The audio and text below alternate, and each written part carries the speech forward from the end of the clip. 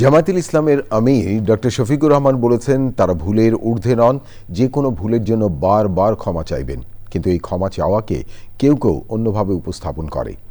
তৃতীয়বারের মতো বাংলাদেশ জামায়াতে ইসলামীর আমির হিসেবে শপথ নিয়ে এসব কথা বলেন তিনি। এই সময় জনপ্রত্যাশা পূরণে সব রাজনৈতিক দলকে ঐক্যবদ্ধভাবে কাজ করার আহ্বান জানান শফিকুর রহমান। প্রিয় দর্শক, দেখুন তাফিমুল ইসলামের রিপোর্টটি।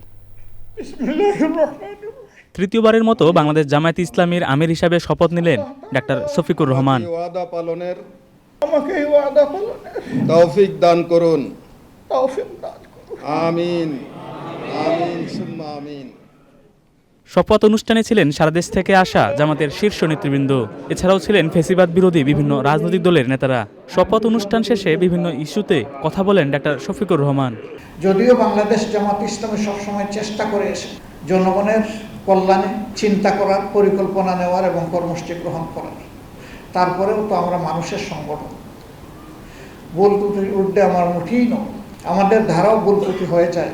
আমরা প্রিয় জাতির কাছে বারবার এই ভুলের জন্য ক্ষমা চাইতেই থাকবো। একদল মানুষ আমাদের এই ক্ষমা চাওয়াকে পছন্দ করেন না। ফেব্রুয়ারিতে সুষ্ঠু নির্বাচনের জন্য ভোটারদের প্রতি শ্রদ্ধাশীল হতে সব রাজনৈতিক দলের প্রতি আহ্বান জানান জামাতের আমির। আগামী ফেব্রুয়ারিতে নির্বাচন হওয়ার কথা।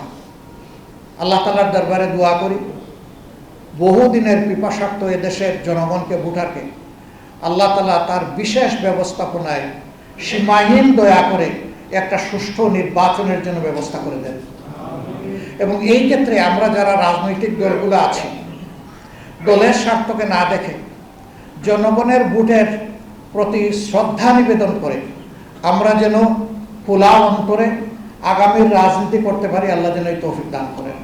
এ সময় তিনি 47, 52, 71 এবং 24-এর প্রাণ উৎসর্গকারী শহীদদের স্মরণ করেন।